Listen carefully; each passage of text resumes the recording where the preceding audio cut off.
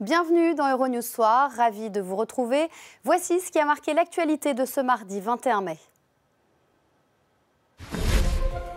Theresa May propose un nouvel accord de Brexit aux députés pour sortir de l'impasse et de voter sur la tenue d'un second référendum sur le Brexit. Le géant chinois des smartphones Huawei est en discussion avec Google pour tenter de trouver une solution à la rupture de ses liens avec le géant américain de l'Internet. Les élections européennes sont-elles protégées des cyberattaques? On en parle dans ce journal avec un expert. Un documentaire choc enfin, présenté hors compétition à Cannes sur la star du football Maradona, entre gloire et déchéance. Je vous annonçais en titre ce nouveau rebondissement dans le long feuilleton du Brexit.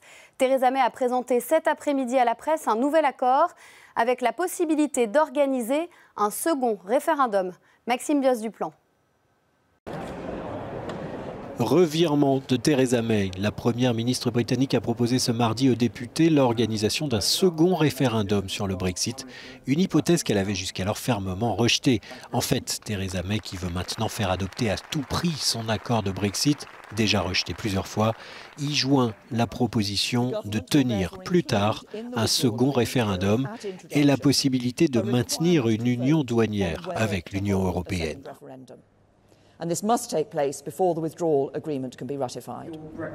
La chef du gouvernement espère ainsi séduire et convaincre les députés travaillistes et battre ainsi les résistants au sein de son propre parti.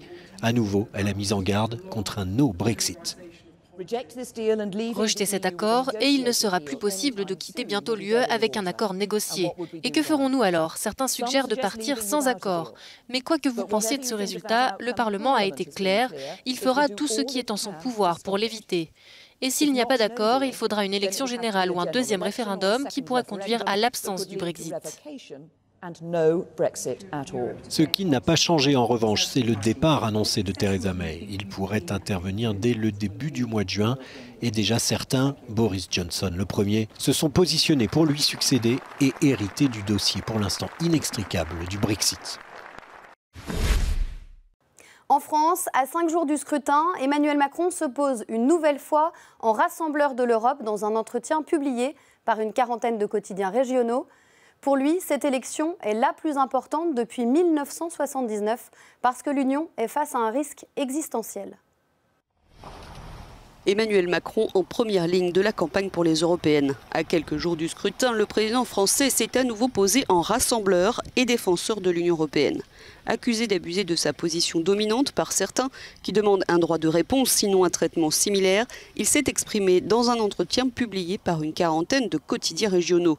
Objectif, mobiliser les électeurs, car le risque de voir le Rassemblement national arriver en tête se fait sentir. Et comme Emmanuel Macron n'a pas l'esprit de défaite, il nous explique pourquoi il ne peut être spectateur mais bien acteur de cette élection, la plus importante depuis 1979, car l'Union européenne est face à un risque existentiel. Et Macron de poser la question, voulons-nous être divisés face aux États-Unis et à la Chine ou préférons-nous l'unité pour bâtir notre avenir? Avant de s'en prendre aux ennemis de l'Europe. Ceux qui ne croient pas en son avenir, les nationalistes, de connivence avec les intérêts étrangers. Le lobbyiste américain Steve Bannon est encore cité, de même que les Russes. Le président français lance aussi un appel aux indécis, à ceux que le vote blanc ou l'abstention tente. Décider de ne pas aller voter, c'est décider de donner sa voix à ceux qui ne veulent que détruire. C'est ce qui s'est passé il y a 3 ans avec les Britanniques pour le Brexit. Pour exprimer son choix, quel qu'il soit, c'est le 26 mai ou jamais.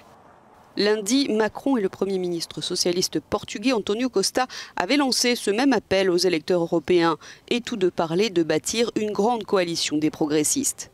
La liste de la majorité présidentielle espère bien constituer un groupe centriste au Parlement européen avec des élus de centre-gauche, grâce à l'appui de dirigeants comme António Costa ou encore de l'ex-chef du gouvernement italien Matteo Renzi.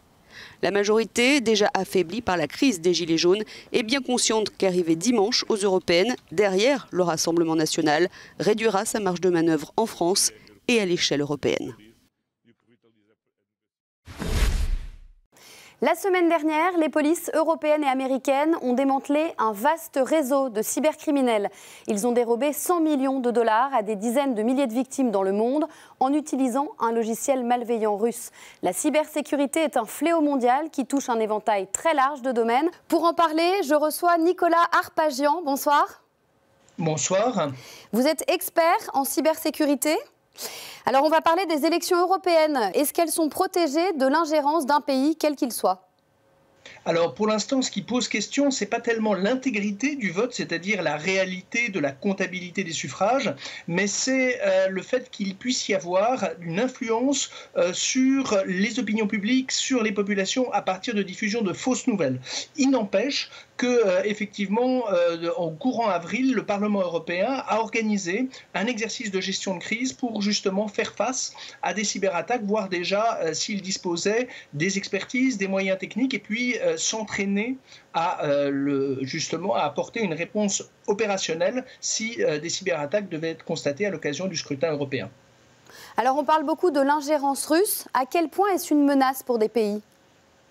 Alors, en fait, c'est une ingérence informationnelle, le fait d'orienter, de façonner les opinions publiques à partir d'informations rendues disponibles par les réseaux sociaux, c'est-à-dire des communautés qui vont s'auto-alimenter avec des nouvelles qui pourraient être partiellement ou totalement fausses. Alors, il y a, là où on a franchi une étape, c'est lorsque le Service européen d'action extérieure, donc une instance officielle de l'Union, a désigné clairement la Russie comme étant partie prenante d'opérations de manipulation, alors identifiant à la fois le référendum catalan, les élections allemandes, les élections françaises. Ça, c'est une vraie rupture diplomatique, c'est-à-dire qu'on désigne clairement un auteur, un pays responsable. Jusqu'à présent, dans les cyberattaques, les États étaient contraints par le doute qui existait quant à l'origine effective des attaques informatiques. Là, effectivement, la famille européenne a marqué le coup en désignant la Russie, le Kremlin comme étant responsable de ces attaques, en documentant notamment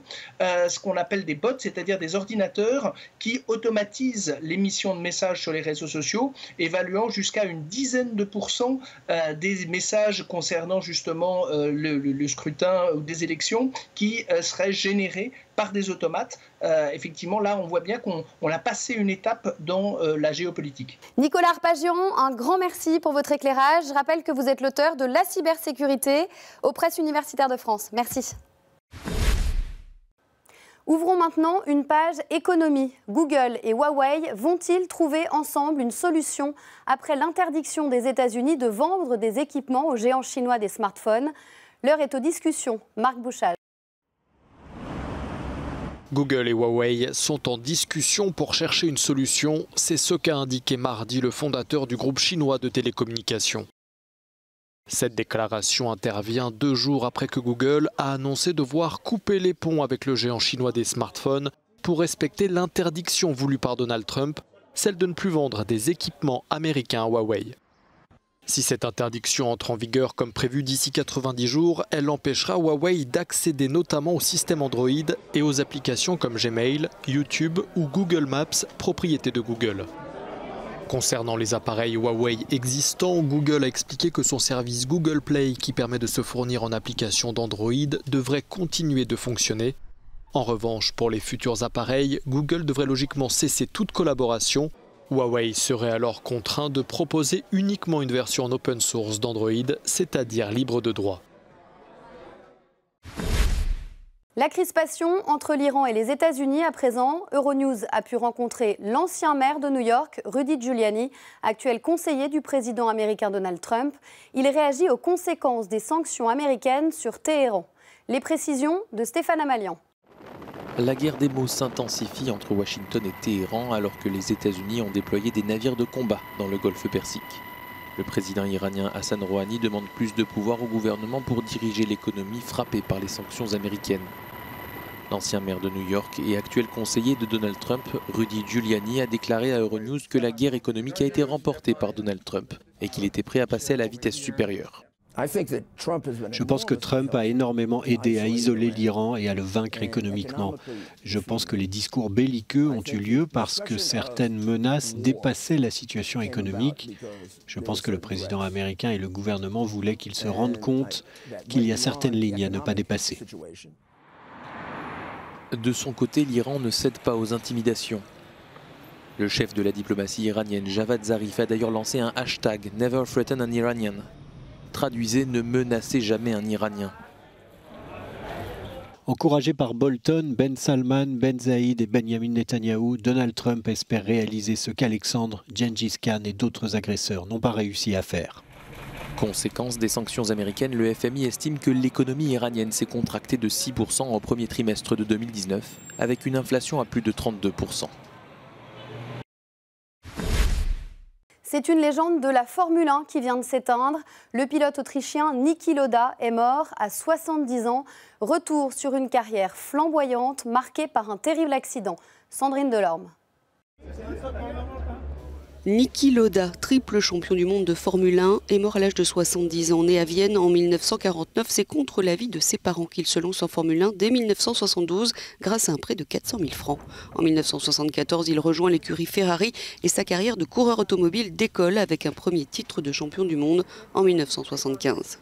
Légende du circuit, dans les années 70 et 80, Niki Lauda a marqué les esprits par sa ténacité et pour avoir survécu à un terrible accident.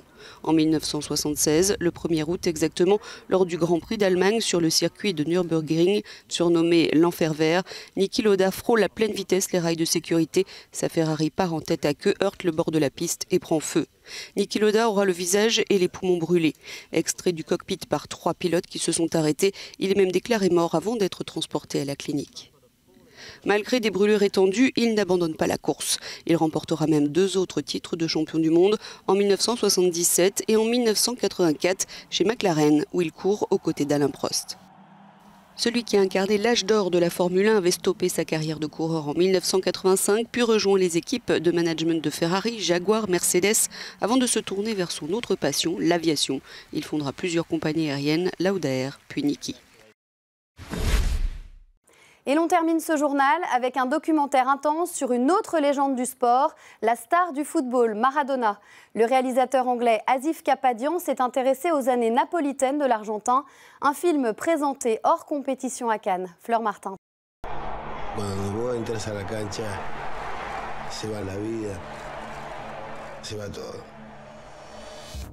Après Ayrton Senna et Amy Winehouse, le réalisateur Asif Kapadia braque cette fois-ci sa lumière sur l'ancienne star du football, Diego Maradona. Le documentaire s'intéresse aux années napolitaines du joueur argentin, entre 84 et 91, de la gloire jusqu'à la déchéance. L'Argentin, aujourd'hui entraîneur au Mexique, n'aura finalement pas fait le déplacement pour la projection à Cannes, comme il l'avait fait il y a 11 ans pour le film Maradona by Kusturica. C'était vraiment un processus intéressant de rencontrer Maradona, simplement de le faire s'asseoir, d'essayer de comprendre qui il est aujourd'hui et quels souvenirs il garde de cette époque. Parce qu'on fait un bond en arrière de 30 ans, donc je n'étais pas sûr qu'il se souviendrait de beaucoup de choses, mais il a vraiment été passionnant. Non l'ha fatto Maradona, l'ha fatto Dio. Con Diego iría hasta el fin del mundo, pero con Maradona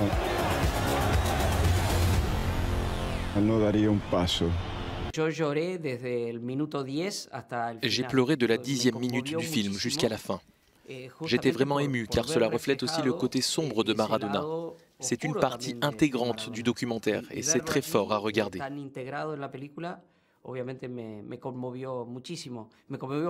Je l'avais déjà vu une première fois, donc j'étais un peu moins ému cette fois à Cannes. Mais c'est un film choc. Pour moi, c'est à la fois un documentaire très dur et en même temps rempli d'admiration pour Maradona.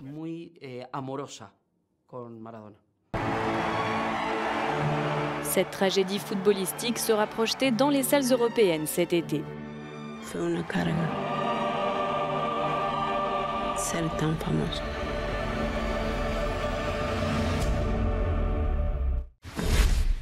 C'est la fin de cette édition. Merci de l'avoir suivi. L'information continue sur Euronews. Bonne soirée, à bientôt.